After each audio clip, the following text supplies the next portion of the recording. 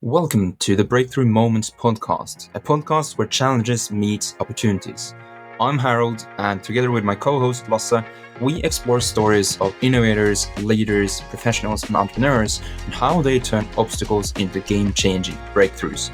Get ready for insights that inspire and lessons that last. Subscribe now and let's dive into the moments that define success. Welcome to another episode of the Breakthrough Moments podcast. Today, I'm very glad to present for you Kris. Kris was one of the pioneers within sports psychology. He brought this into Belgium and had some interesting endeavors with, among other things, the Belgian Football Association. And I'm really excited to touch more upon this. So first of all, Kris, thank you for coming onto the podcast. Hey, Lasse, good afternoon. Very grateful to be here. Thanks for inviting me. Glad to hear that. So to start from one end, Kris, you've had quite a unique career, like going from one end to the other of sports psychology, even from the time where it was less known up until today, where it's obviously commonly practiced.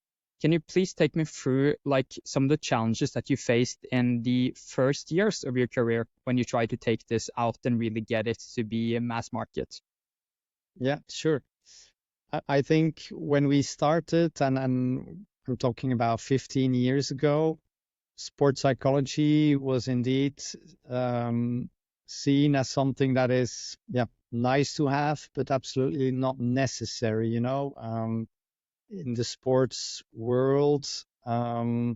It's all about strength, it's all about power, it's all about being the best and the greatest.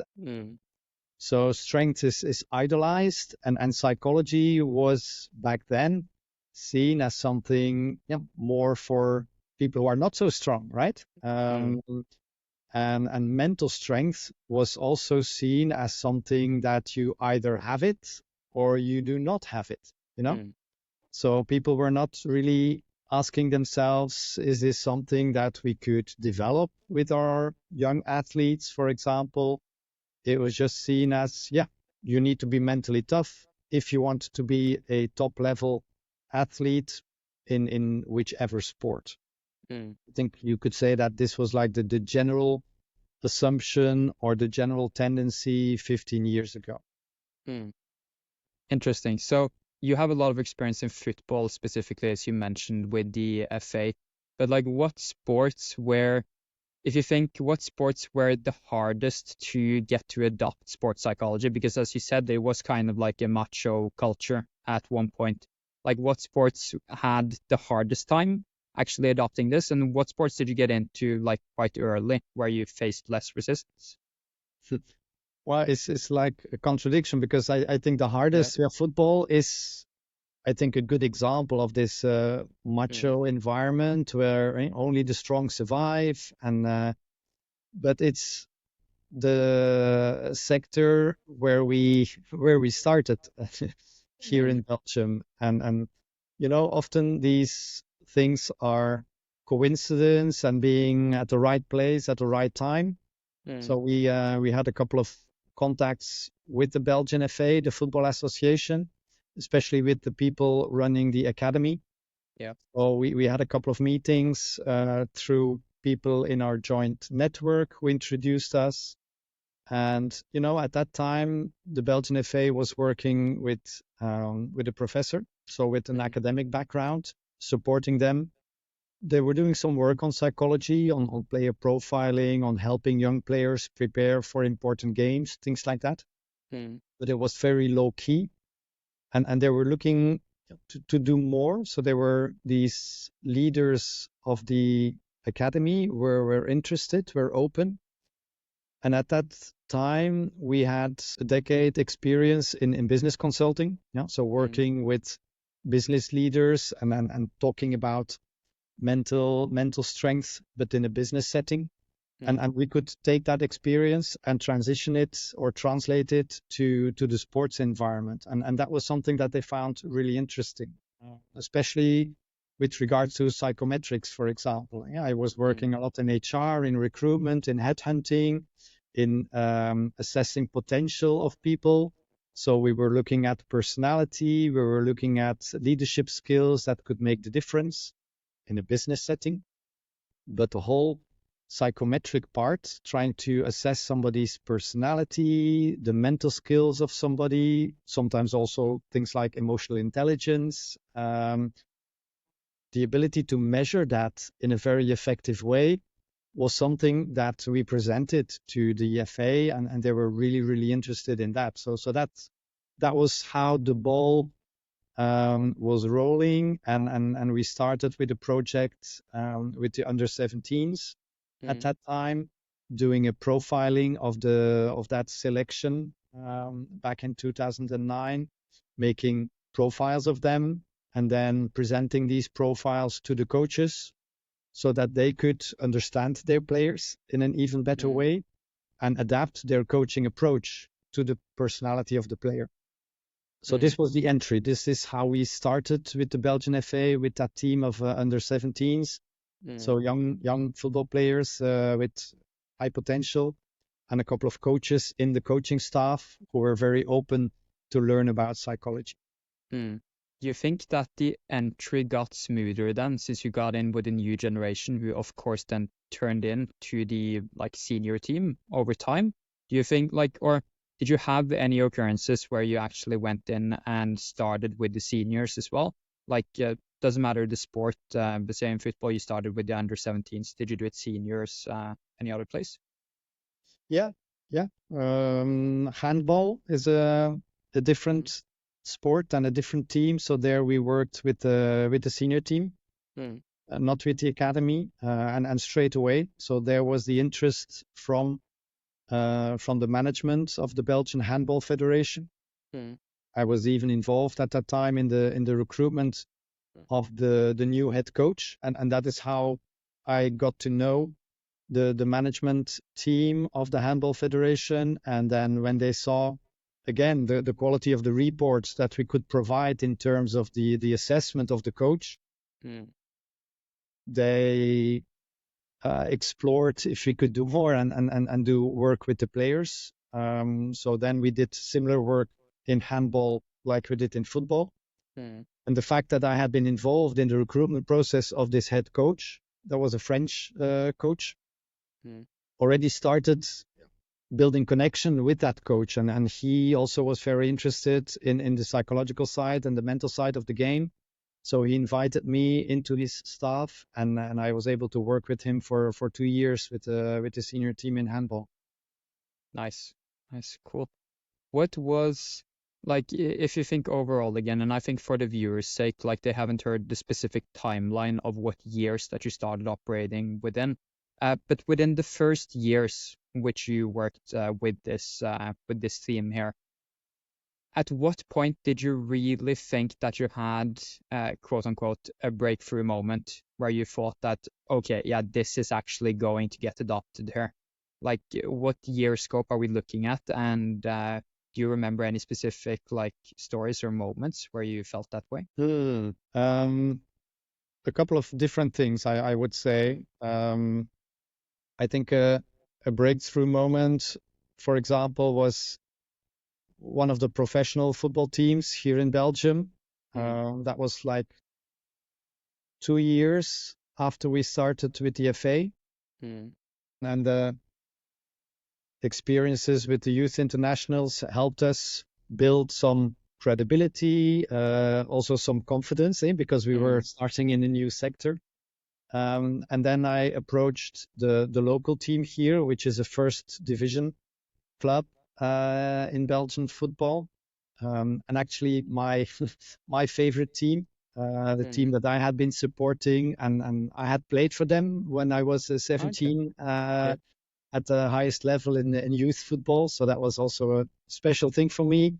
When we started conversation, and the management saw that there was also an advantage in investing in mental performance or mental support. And this was a very nice moment. I really remember this. This was during the winter break. So the players and the staff, they were at the winter camp, 10 kilometers here from the center of the town, at the coastal town, at the seaside here in Belgium, and it was freezing cold. And they had invited me to do like a kickoff workshop with the players. So the head coach introduced me as the psychologist and who would help them in the second half of the season, and we would help them with the mental side of the game. And so we started with profiling the players. I had a couple of questionnaires with me in different languages for the different cultures in the team. And I remember that after the introduction, so this was for me like a goosebump moment. If my friends could see me now, here I am with my favorite team. I'm talking to them. I'm in front of them. I'm part of the coaching staff. So that was a really nice moment. And after 2 minutes, one of the players came forward and he gave me his completed questionnaire, which was obviously impossible to do in 2 minutes. And so this was typically one of the players who did not really think he needed any additional support. What is this? A psychologist? I am experienced. I score the goals. I don't need any of this bullshit. So I was immediately also confronted with some resistance in that type of environment. How did that develop over the second half of the season as you worked with them? Actually, quite nice. So week after week, I had a good connection with the head coach. I had an even better connection with management, because you need to understand, for our work, we need to have the buy-in on 3 different levels, right? You need management because they are investing in us. They're paying the bills.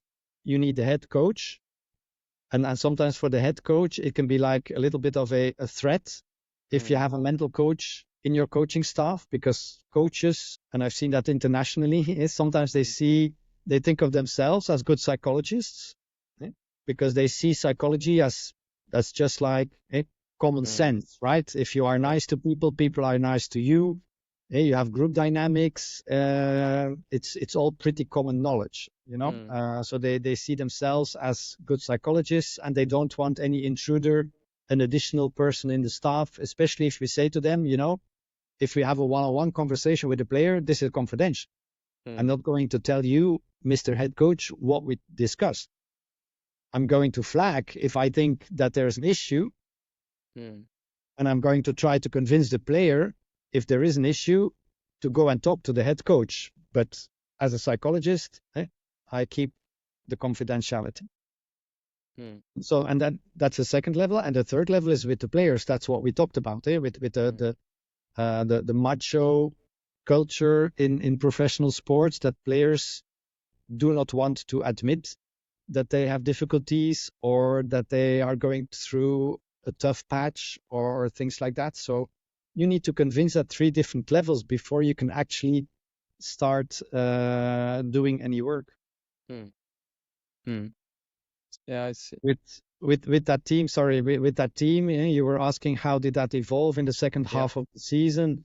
So on the one hand, we specified our work, so we started to do a little bit more work with some of the key players. So like with the captain of the team, we worked on improving his communication and coaching skills on the pitch. We worked with one of the attacking players, and there it was the challenge of being consistent. We worked with one of the midfielders, and that was a player from Africa who was not feeling 100% in this setting here in Belgium. And more and more also we worked with the academy, with the second team, because there we saw that there was a lot more openness, because these players, 18, 19, 20 years old, on the threshold, right? They signed their first professional contract, and they're trying to get into the top squad. And they were eager to do all these little percentages that can help me going forward. They would be more open if you compare to some of the people like I just described in the first team. were not open at all. And that's fine. I mean, we are just an additional asset in the coaching staff. We are not preachers who want to convince all 24 players that they need to do this. But as you are there, and especially if you can be there a couple of days in the week, I used to have 2 half days with the team, and then you build connection with the players. They see you during practice, they see you before practice, they see you before the game.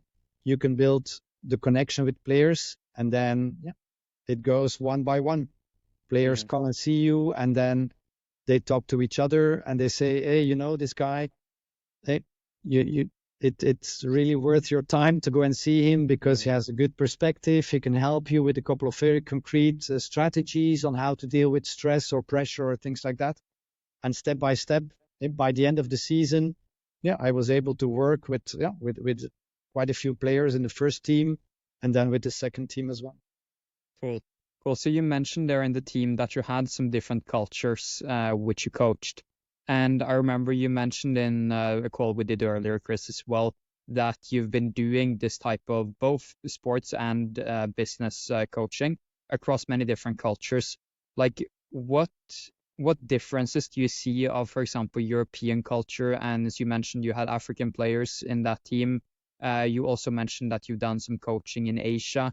Like what has been the key differentiating factors which you've seen coaching these different type of people? Well, it's hard to say which differentiating factors that there are. Of course, you have a lot of research that has been done on cultural differences, and I tend to use work by a Dutch author, Geert Hofstede, and he has done a great work on comparing different cultures and identifying specific dimensions, criteria that you can use to compare cultures. And he has a good website and a methodology, and that's something that I have used with coaches to help them understand that, for example, if you look at Western Europe, if you look at Dutch players, for example, the Dutch culture is very much conversation, discussion, arguing, factual, right? Going back and forth.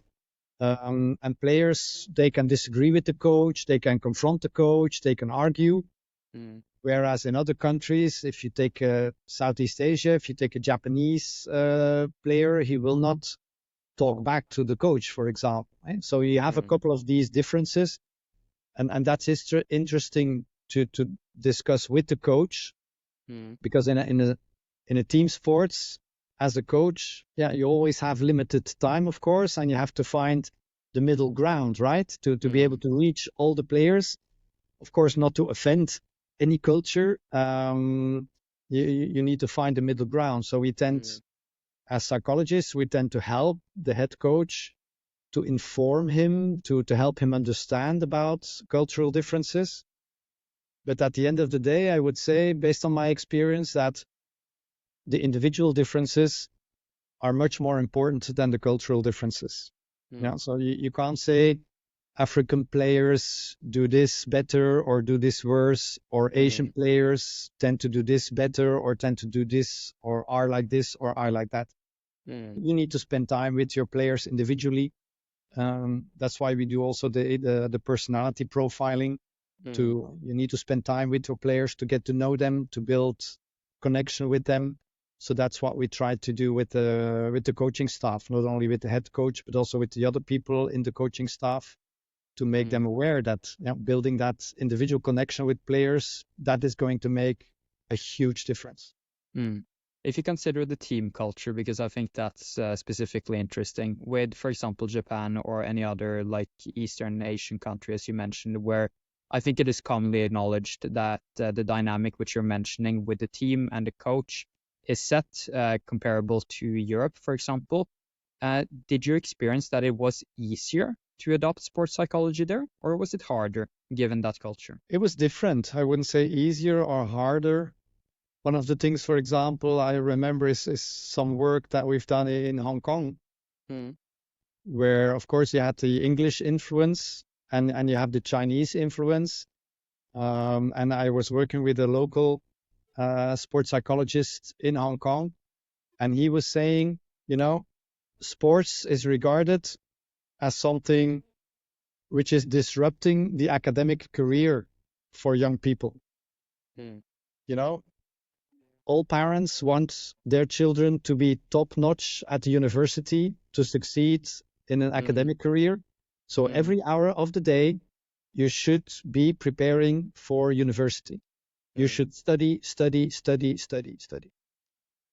So where coming from a Western perspective, you were saying, or you were thinking sports, it can be a very interesting environment for young people to learn about life, right? About success and failure, about perseverance and collaboration, teamwork, things like that.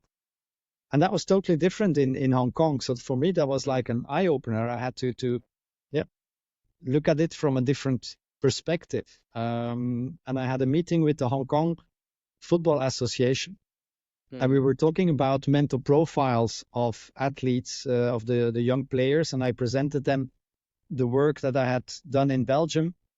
And they were looking at the personality structure of players. And they were saying, here in Hong Kong, all players, they execute the instructions of the coach 100%. All players, they obey what is being said. They are just executing, implementing. And we would really like to have a couple of players who are creative and who try something new and who can do something unexpected on the pitch. And from my side, I was talking about the players in Belgium and the coaches who were complaining to us about these 4 or 5 players who are not disciplined, who are not doing what they asked, what they are asked to do. So that's a nice cultural difference. And I guess when you are building a team identity, and that's a nice thing about sports, you can build a team identity with very different cultures, and really make sure that you have the right profiles that fit into this team culture to make sure that everybody can align with the identity, feels at home in this type of culture. Even if I'm maybe a little bit more creative or a little bit more disciplined and executing what is asked, you have a common identity because you are playing for the same team. Interesting. It's really interesting to hear how the challenge which you had to take on there from the federations were just completely different, and interesting to hear. It's almost like they should have had an exchange program between players there. Exactly. But yeah, so speaking of more the entrepreneurial side of your career, Kris, say like you were in business coaching for a long time before you also went into sports psychology. And I'm sure like you went in and you started doing this physically with the Belgian FA and many different projects from that point on. But I'm guessing over that decade which you've done it, the model has changed quite a lot. And of course, in 2020, remote work became more a necessity due to the pandemic. How did you tackle from a coach perspective for you then? How did you go over and basically just kept delivering your services during the pandemic? And how has that shaped the work which you do now? Yeah, the pandemic indeed has had a big impact. I must say, in terms of my business coaching, I was already doing quite a bit of work online. We even had a coaching certification program where we were working with the class, with the students amongst ourselves. And there we were asked to do coaching with each other by phone. And that was the intention, because then you really had to focus on what was being said and on how it was delivered, the message. You did not have distractions of seeing the person. And that was like something that stayed with me, that the importance of listening to people, what they are saying, how they are saying it is. So that was something that we were already doing. And of course, the pandemic just accentuated that and made it more common approach to deliver coaching. And of course, you had before the pandemic, we also had a lot of live coaching interventions. I remember I'm based in Bruges in Belgium. It takes me 2.5 hours to get to Paris, 2.5 hours to get to London, to Amsterdam. So I was coaching in Europe. And I remember that I traveled to London for one executive coaching session. So that, yeah, it takes you a day. Yeah, so it's expensive for the client. Also for you as a coach, yeah, if you lose one day for just one coaching session, and today obviously you are doing that online with a Zoom call or a Teams call. So I'm doing 3 or 4 of these executive coaching sessions per day, and I'm talking with people in different time zones, and that's a common approach. I would say the only exception is when you start a new relation, a new coaching project, ideally you have a face-to-face meeting. I see. So basically the sales calls which you do with new clients or new coaching clients will typically happen physically, I guess, as long as it is Europe based. Yeah, well, not the preparation calls would be still online, but then the first getting acquainted, setting objectives, building that first connection, that would be live face to face. Yeah. Okay, I see. And now you mentioned you do like 3 of these executive coachings per day. How much work do you still do physically if you look on like a normal month? I would say today it's 50-50. So today I deliver live workshops with teams for half a day, or sometimes with the leadership team. We go off-site for 2 days and do that live. For other programs, we have sessions like 2 hours every week on Tuesday morning with the same group of people. I would say at the end of the day, it's a 50-50. Yeah. And with the sports, with the athletes, it's the same. Yeah.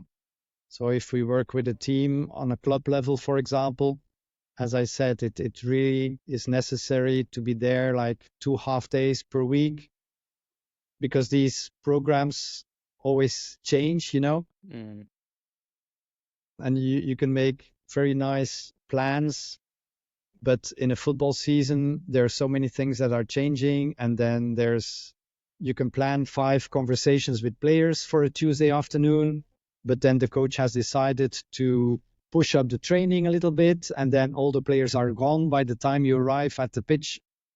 So it's very hard to plan in professional football, so you need to be very flexible, and of course, then it helps. Then you can get in touch with the players online afterwards. I see. And with this more so like now just deeming it a revolution than since it's been in other parts of business. But so with migrating over to doing online coaching, how do you see the industry moving? Like if you say the next 10 years, because you mentioned in a different call that we did that one of the issues you're facing is that when it's online and it's less through basically direct connections as it was 10 years ago, then basically anyone and everybody calls themselves a coach without necessarily having the same qualifications as you sit with. Like, how do you think that will affect the industry over the next decade's time? Yeah, I think these are 2 different topics. Yes, Sure. everybody can call themselves a mental coach, and that can sometimes be like a threat to our activity, because we think that, especially for performance psychology, you need a degree, you need experience, you need preferably both to be able to deliver high quality work. Everybody can call themselves a mental coach, and that's a pity, but it is like it is. And I think with a few colleagues, and especially with my business partner and myself, we make sure that we deliver high quality. Our business is also a repeat business, especially in the business consulting and the business coaching. When you have worked with a executive for 6 or 9 months in an individual trajectory, you build a very strong connection, yeah, and people sometimes move on to a different role or to a different company, and then they come back and ask you to work with their team or work with somebody in their team. So that's typically how we generate new business. I think in sports it's a little bit different because sometimes head coach is fired. And even if as a psychologist you are part of the coaching staff, you need to build a new connection with the new head coach, and sometimes they bring in their own coaching staff. So typically after each season, at the end of the season, it's again question mark, what is going to happen next season? Yeah. The other aspect, I think, with regards to the digital coaching, of course, we're in the age of artificial intelligence, and also in our industry, there's a lot of there are a lot of startups working on developing apps on digital coaching. So that is also a threat. It's an opportunity and a threat, because as a coach, I am paid by the hour. So I can deliver high quality coaching, 40 or 50 hours per week, if you like. And AI offers the opportunity. For example, there's quite some coaching that is coaching the basics. When we are working with young sports athletes, we are teaching them things like imagery, breathing techniques, goal setting techniques. And these are things that are very repetitive. So today I have a couple of courses where I speak about these strategies. And these are things that you can easily build into an AI application and have like a digital coach Kris working with the players, even if I'm doing something else at the same time, They can work on their laptop or even in the club and consult the digital coach for a number of basic things, I would say. But also on the mental health side, AI today can be a good sounding board, like for a first level support. Young players having difficulties, struggling with their self-confidence, for example. They are not being selected by their coach. Every game they need their substitute, so they start doubting themselves. Where do they need to go? They can talk to their parents, but sometimes it's difficult for a kid if you're 12 or if you're 10 to talk to parents. Sometimes the family is not in the best condition as well, and then you can have like a digital friend or a digital coach or a buddy that is there, and then you can use your mobile to ask a question. What can I do to